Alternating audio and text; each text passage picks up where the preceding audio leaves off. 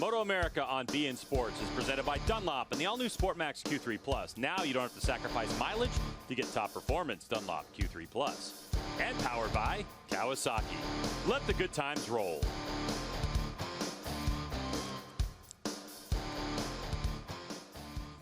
We're back on our first day of racing from Pittsburgh International Race Complex as we know it, pit race, and here's a look at the starting grid for this Motul Superbike class, Jason. Roger Hayden got pole position, Tony Elias there second, Jake Lewis third, Suzuki 1, 2, 3, then you got a Yamaha 1, 2, 3, Cameron Beaubier, Matthew Skoltz, our point leader in Superstock, Josh Hayes rounding out that second row, Danny Eslick, who's found some big changes and made some very big progress. Jake Gagne, great to see Jake back up front. He was second overall in the first practice for quite a while the other day. Kyle Wyman, row 3. Bobby Fong, Ant West, Sylvain Berrier rounds out row 4. And then we're going to go on back to row 5. We've got Hayden Gillum, David Anthony, and Jason DeSalvo with their new WD-40 backed S1000. Bryce Prince, Max Flinders is going to round out our field. A lot more tried to qualify from this race that made it, and that is all due to the 107% qualifying rule for Superbike as Roger Hayden put down such a lap time. Jason, it really shows the characteristic of this racetrack. You've got to have a good race setup and a good feel for the motorcycle to go very fast around this thing. And Jason, as we take a look at JP's Kawasaki keys to the race, what do you think going to be the keys to the race in this one? Well, you know, when you think about it, I had to just bring this one right off the bat. Yeah. Everyone you and I talked to, it was tires, tires, tires. Yep. Who's going to choose the right tire? Who's got the longevity? What kind of strategies will people use when it comes to the tire that they choose? Looking at the field, we're not going to have as many back markers as we normally do. Will that play into it? Do the riders know how many guys were actually on the grid before they planned it? Because, you know, knowing that there could have been 20 or 25 bikes out there, it could have played into their idea. Superstock bikes are in the mix. Again, Jake Lewis on the front row.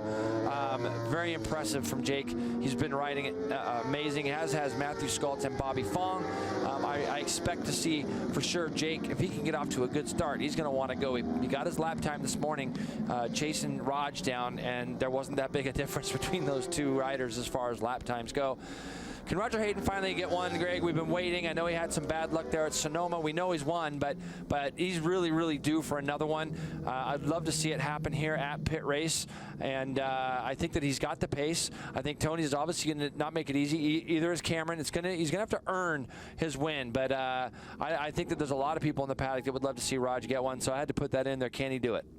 An emotional weekend for Roger Hayden. We'll tell you more about that. But for our Motul last-minute report, let's go to Hannah. Hannah? So the race is just about to start, but you may have noticed on the grid just before things got underway that Keith McCarty presented Josh Hayes with a hat, and it says 300th start on it.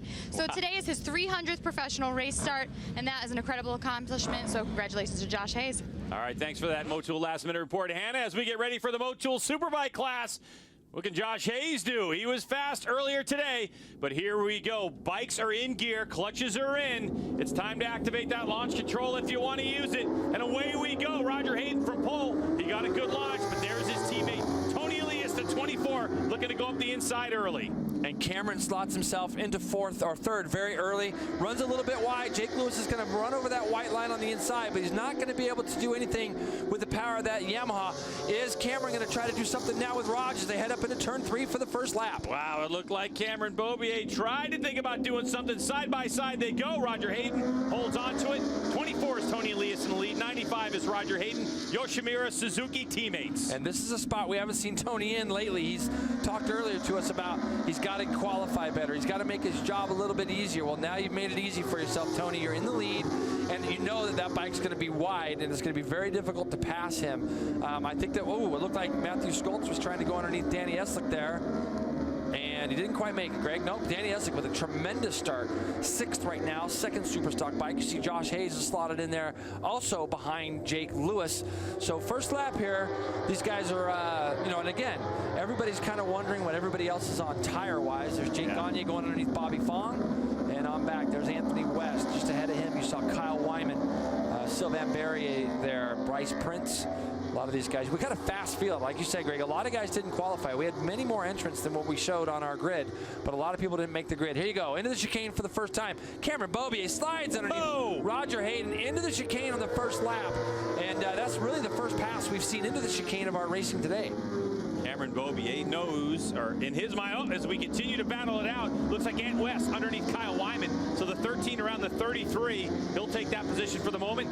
And there's our 300th professional start rider. Josh Hayes back there in 5th spot, trying to track down Jake Lewis on the Superstock 1000 machine. Tony's in deep there, Greg. He's in just a little bit deep. You're going to probably see Cameron close up on the back of him here. The drive out of there wasn't as good for Tony. So here comes Cameron Beaubier. A resurgence late in the season as they made a change to the front end of his motorcycle in between race 1 and race 2 at Sonoma. And all of a sudden the feel comes back and Beaubier feels like he can put that motorcycle anywhere he wants. Oh man, Cameron looks so comfortable. Right. I mean, literally, that he looks like he's almost sitting up there as they were making that transition from the left to the right. That's going to give him some confidence. He's probably not going to have to feel as frantic of having to try to make a big pass right now on Tony. I mean, for him to slide up underneath Raj into the chicane tells you how comfortable he is on that bike. So looks like Josh Hayes maybe ran off the track or something, Greg. I saw him coming down the hill. So Josh Hayes back in the field now. We'll get a look at that when the timing and scoring comes across the screen next time by, what position he's actually in. So a miscue for Josh Hayes, who started to really find some feel with his Yamaha. There's Josh Hayes. Yeah, but something's happened because he's fallen all the way back, Greg, to somewhere. Let's see, I'm going to have a look on our screen here, but he looks like he's back to 14th, and not really sure what's happened to him there. But I know Danny Eslick was right behind him, and it's so easy to overcook it into turn 1 that I wouldn't be surprised if something happened down there on his first flying lap. Just ahead of him is David Anthony, 25, the team owner of Anthony West, on that motorcycle that we saw earlier in the profile, and that is the Fly Racing Motul ADR Motorsports machine. So trying to sort themselves out here as we start to click the laps down, and the fastest laps of the race going all over the place. Look at Beaubier. Boy, it looks like he's just a master on the brakes. I mean, right now, like you're saying, Jason, Tony Elias making his motorcycle really wide. Yep, but Cameron gets great drive out of there. He's not going to be able to do anything, but watch just even down through here how easy that Yamaha is turning from left to right, just coming down this hill. He's able to just kind of just roll up on the back of Tony. Now, I also think that sometimes Tony he gets things going. Looking at our first lap times, 42.1 for Tony. Cameron and Raj, Jake Lewis, Danny Eslick, Matthew Skoltz, all in the 41s that last lap. So our Superstock battle is going to rage because the Superstock bikes are able to keep up. Right now it's Jake Lewis, Danny Eslick, and Matthew Skoltz, 1, 2, 3 in Superstock. All right, as we look at Tony Elias, 24, and Cameron Beaubier, a tight shot of them. Back there in 4th is Jake Lewis. One thing to keep in mind is that Jake Lewis had the Yoshimura Suzuki factory Superbike ride just a couple seasons ago, and it was Tony Elias who stepped in for an injured Jake Lewis, and that's when Suzuki decided to move him over to the M4 X-Star Suzuki team and fight for this Superstock 1000 battle. And you don't think that's on Jake Lewis's mind, you are absolutely crazy. He is smart. He's young and he's smart and he knows how to race and he knows he wants to win the Superstock 1000 battle, but there's got to be something burning in him, Jason, that just says, I can run with these Superbikes at this racetrack and I'm going to keep it going. Well, if I'm being honest, he's going to have to do something pretty soon because Danny Eslick looked awful racy there in 5th place, and him and that TOBC racing team have found some stuff. I talked to James Lecquar. He says, hey, Jay, we finally got him comfortable, and they found a couple things at Sonoma, and it's transferred over to here. And so right now, Danny Eslick, I mean, Jake's got to continue to think about moving forward. I know Raj is in front of him. He doesn't have to worry too much about ruining a championship as far as the 3 riders in front of him because there's such a big points gap between 1st and 2nd. So he's going to have to start to do something here pretty soon.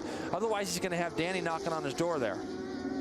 And Matthew Skoltz now goes underneath Danny Eslick. Right there in the back part of your screen. So Skoltz on the Yamalu Westby Racing Yamaha just coming into the top of the frame over to the left, number 11 bike. So he'll gain a position. And Skoltz has been fast. We mentioned it if you watched our coverage on BN Sports Connect of Super Pole earlier today, that when we left this racetrack back in May after the test, it was actually Matthew Skoltz who was the fastest rider of anyone. None of the Superbikes were. It was Skoltz, so he's got a lot of confidence riding around this racetrack as well. Yeah, and you can see now the 3 Superbikes just starting to break away from Jake. These 3 Superstock bikes are all going to get together, and look at who's in 7th, Greg, and trying to catch up to these other 3 bikes. Jake Gagne, who we last saw, we saw Jake filling in for Nicky at Laguna, and then we went to Sonoma, we saw him have a little tip-off on the cool-down lap there last we saw him, and but that Honda's been working really well around this track, and he's kind of closing up on these guys right now himself. So right now we have 3 Suzukis of the top 4. Jake Lewis, 85. He's on that M4 X-Star Suzuki. He's out of Owensboro, Kentucky, like the guy right in front of him. There's a look at Danny Eslick on that TOBC Racing Yamaha.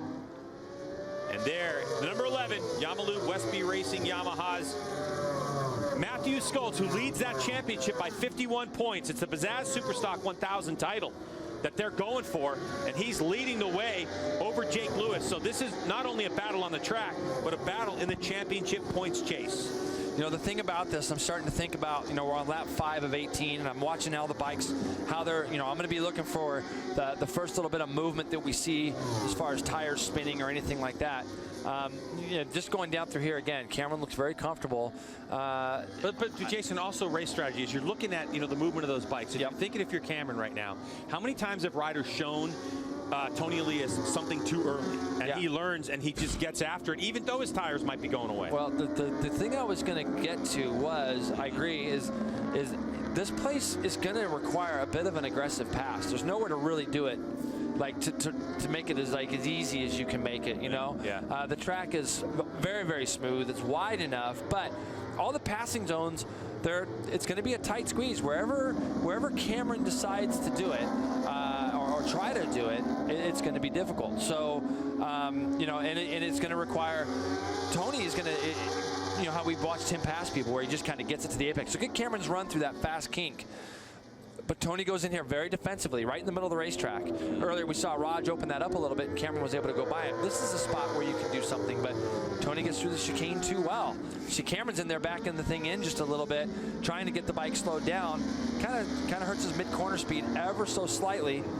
But by the time they come out of turn 1, he's back up on the back of him. And Cameron Beaubier, it looks like right now that the Suzuki gets off the corner really well. So the only plan of attack for Cameron Beaubier is going to have to get by Tony Elias on the brakes. And if I said, what is Tony Elias, what's the one thing he does the best on a motorcycle? Well, there's no question. He's a tremendous braker, and he has a lot of courage to be able to put that bike where he likes to put it. We haven't seen a lot of people make passes the way Tony does, but the thing is that now that group's starting to assemble again.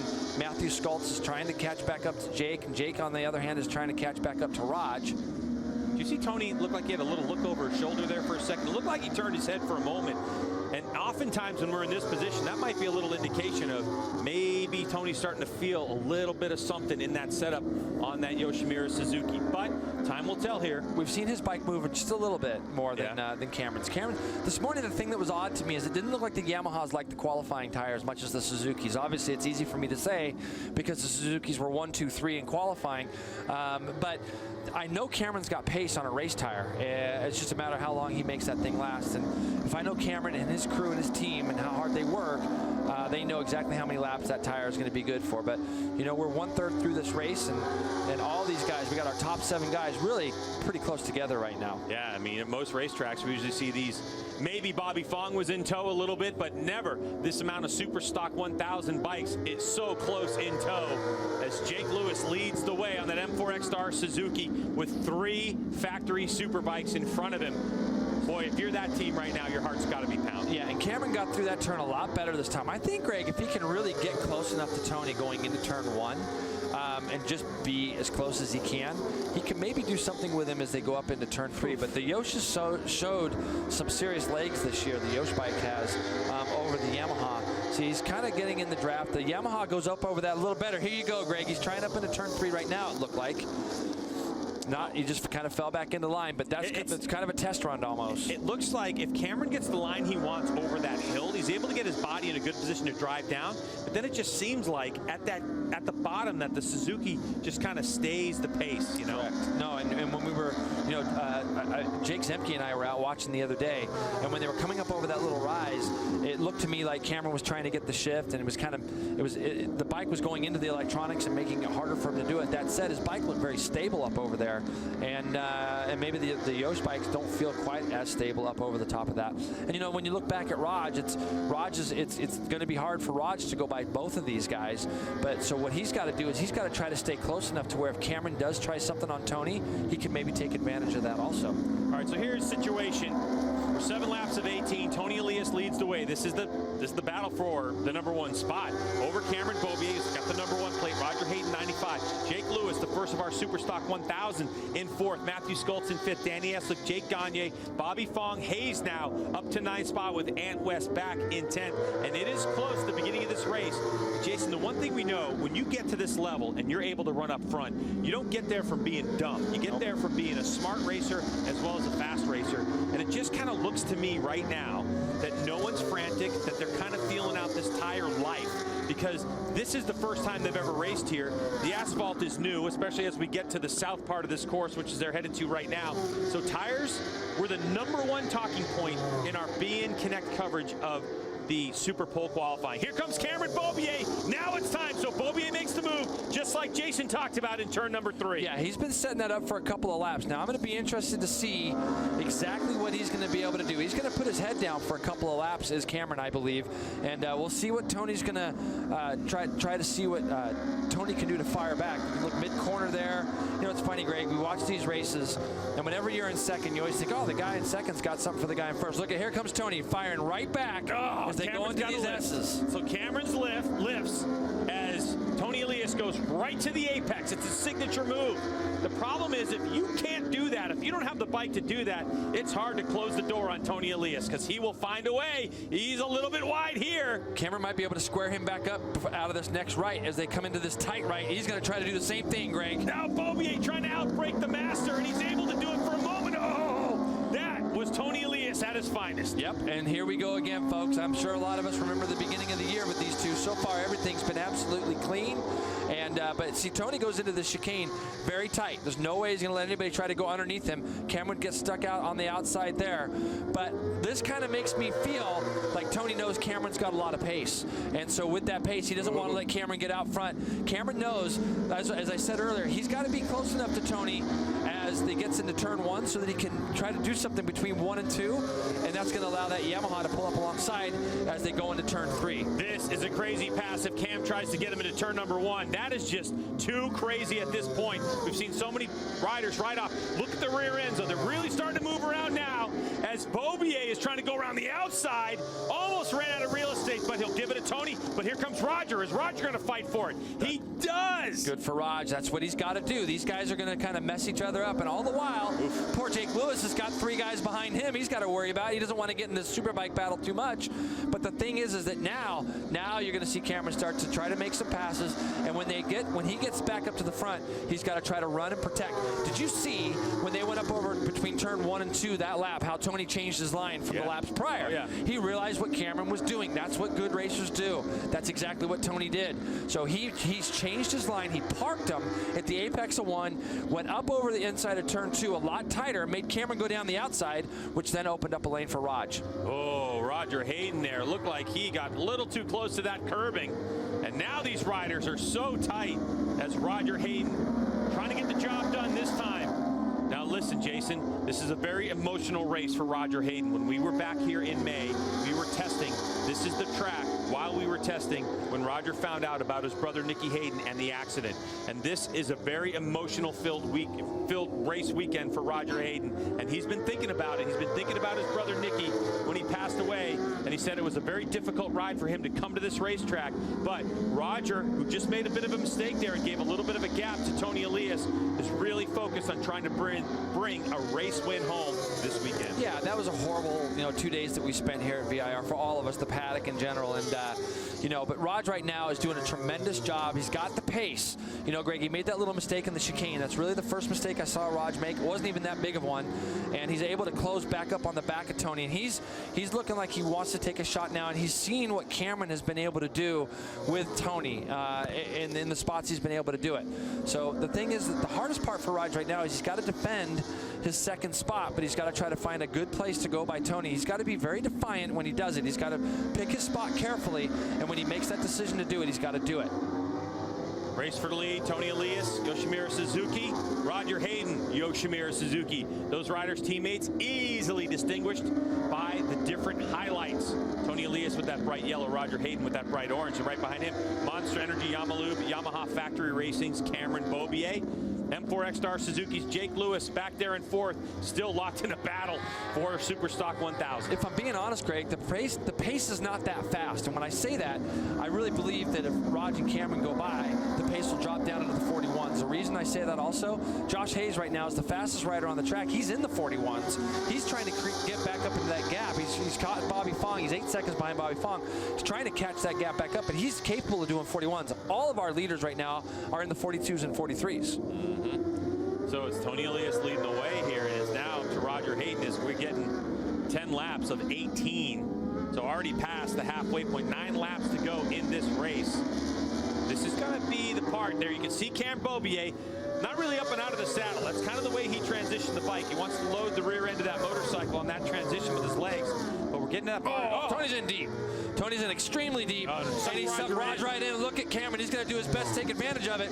Raj does the good thing, gets over to the left. Is he going to be able to outdrag Tony up this straightaway? So what's happening, Greg, is Tony's riding so defensive right now, entering turns so tight that if he just misses a little bit, it runs him wide, draws other people in there with him. That's why our lap times are where they're at right now. You got to remember, Tony's done 41.2 as his fastest. Now they're just kind of stuck in the 42s. With 8 laps to go, if you're joining us just now, this is the race for the lead. 1, 2, 3, 4, 5, 6, 7 riders, including Jake Gagne on that genuine Broaster Chicken Honda CBR 1000RR. As Gagne looks like he just went around Danny Eslick and moves himself up into 6th spot. That's the red bike that'll be on the left part of your screen as these Suzukis lead the way. There's Gagne right there, so he's worked his way up to 6th spot. Now Gagne is on a Superbike. Left part of your screen, you can see white backing on those number plates indicates Superbike. Cameron was making a big move there, Greg. It looked like he was trying to run up underneath Raj. He didn't make it, so I wonder how tight that got as they headed off there into turn 12. Cameron made his first bid at Raj, and I think Cameron, at this point, he's going, okay, I'm running out of laps. So he's going to try to do the same thing as they come down into the chicane. They so nearly close. touch. So close. So Raj is defending, and here comes Cameron again. He's going to try to get something. No, he just can't quite do it. So now we're starting to see Cameron look a little frantic. He wants to get by. He realizes, okay, I've got 7 laps to go, 6 laps when I cross the line this time, and I feel like he thinks he has pace. No question, where Roger Hayden's suffering on the racetrack right now is getting into that MotoAmerica chicane. That's where he's losing his time, and then he's having to use more of that race tire to get back on the back of Tony Elias. And Cameron Beaubier's got good pace through the chicane, so he's got to get by if he's going to stay in tow with Tony. And Roger's bike looks really good out of turns 1 and 2. Very stable up over that hump, and Tony's in a little bit deep there again. But see, Tony's making his bike really, really wide. It's going to make it hard for him to pass. And the fact that he fought right back the way he did, you know, tremendous. I mean, that's Tony at his best. Obviously, I think that Cameron has some pace right now, but Tony just fights so hard all the time, and he doesn't let go. You know, here we go. Matthew Skoltz trying to take the Superstock lead just behind this battle for the top 3.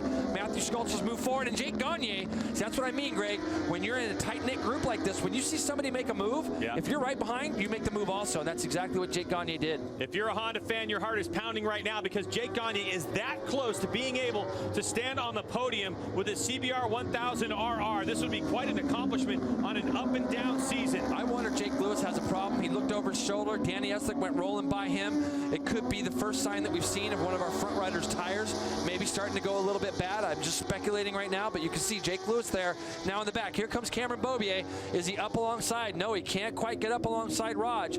But you can see Raj's bike looks a little heavier to turn than does Tony's through that chicane, and you're right, that's where he's losing his time. So it is Tony Elias who continues to set the pace. A 42.5 last time around, a 42.7, 42.6, 42.5 for Lewis. He's dropped off the back. And Jake Gagne was the fastest rider on the track at a 42.1, but they're resetting the order right now in terms of lap times. So it's Elias 42.1, then 42 flat, 42 flat for Roger and Beaubier. 42.2 for Skoltz, Jake Gagne, and Bobby Fong back there in 8th spot. Matthew Skoltz ran off the track in turn 1. That's going to move Jake Gagne. There, Eslick ran off also. So signs of the tires, maybe. Skoltz runs off. That's going to make Jake Lewis feel great seeing those guys run off the track in front of him, and that's going to put Jake Gagne up to 4th and maybe get on the back of those 3 leaders, Greg. So, you know, here we go. Here's Danny Eslick coming down through. He's not going to lose a ton of positions, but we'll see when our as our scroll continues to roll, we'll be able to see exactly what place he's in. He's back in 6th spot right now. Yeah, we'll see if that's just a mistake or if he's going to start backing off his time. So back up front we go. Can Jake Gagne, been waiting to say this all year, can Jake Gagne close the gap and spoil the party of Suzuki and Yamaha? This would be something spectacular. This track known as a rider's racetrack, not necessarily a horsepower track. And Jake Gagne, as we all know, is one of the most talented motorcycle racers in this field. It's a matter of getting this American Honda supported CBR 1000 up to speed over the course of a season. And here we go. Is Cameron Beaubier? No. Wow, he is trying though, Greg. He's going through that kink flat out. Here he goes. He's going to make a move on Rod. He's trying so hard to get out of that chicane good. And you can see how hard he is on the brakes. Just coming out or coming into that last corner. But where's he? It's going to take a harsh move. All the while, you're exactly right. I've been wanting to talk about Jake Gagne for so long because he is so talented. He's had a rough couple of years. Danny Walker and his crew are such a good group of guys down there also. They deserve a good result. This kid has fought hard, never lost faith in himself. We always talk about how good he is. And look at these three guys. Cameron's going to try to go up underneath Raj into turn 3 right now. There it is. Goes Cam Beaubier, the #1. He gets around Roger Hayden. Can he make it stick? He does. So now he's got his sights set on the 24. The one good thing that he knows, Cameron Beaubier, is that when they get to the chicane and get out of it, he's going to have a little bit of gap between himself and the 95. Oh, but it looks like a little wide goes Elias. Oh, Cameron tries to take advantage of it, and he goes up and out of the saddle. And this is where Raj has got to try to stay as close as he can to Cameron, because if Cameron decides to do something with Tony in the last corner or going into the chicane, it can open up something for Raj to try to attack Tony also. But Tony knows that. He knows what's coming. Look at him. He's not allowing any doors to be open all the way through these S's. And so it's going to be very, very hard to get by him. But Cameron's already taken a nibble at him at 2 or 3 different spots on the track. So we're coming into that section where Cameron's so good. Here's a replay of Cameron Beaubier. Look at the acceleration, Jason. He tries to get that thing up on the meat. Oof. Just trying to get it squared up. He saw Tony ran a little bit wide there, so he's trying to take advantage of something.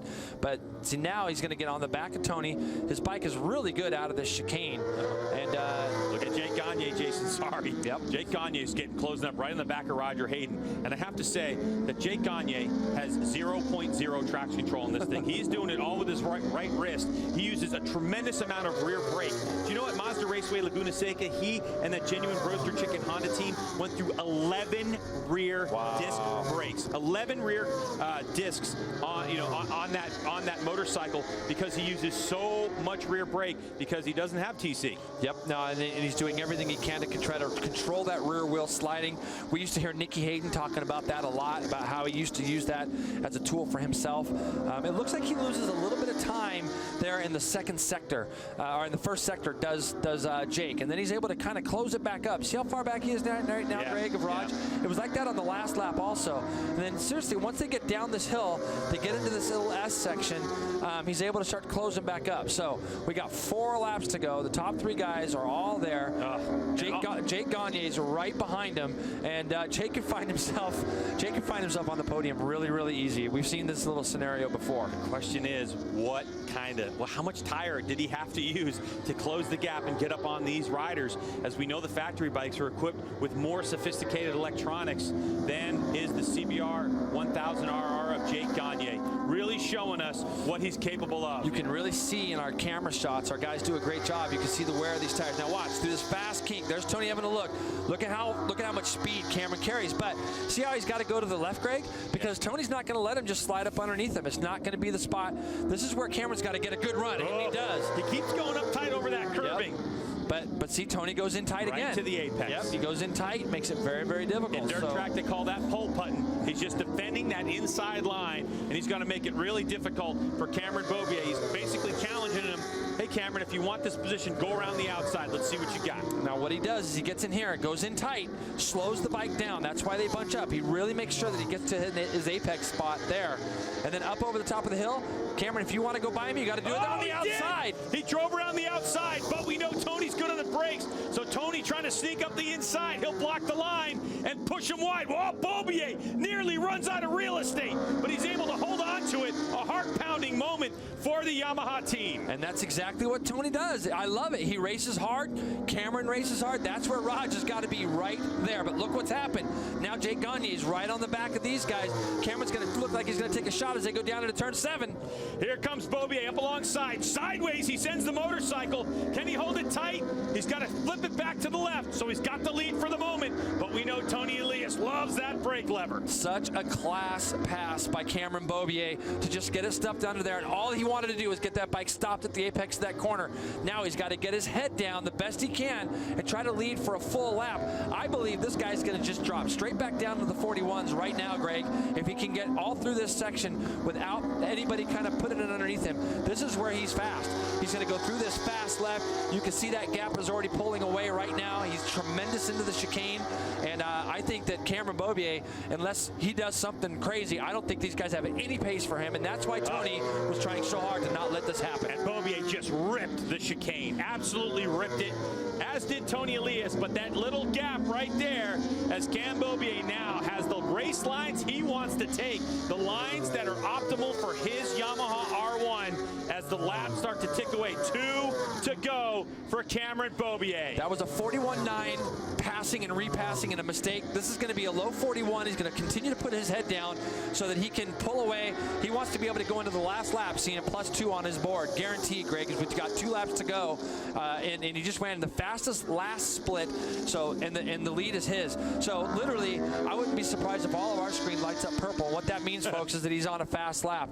And when he comes across the line, he's going to have a white flag and a +2 on his board, and that's his goal right now. That's all he's thinking about.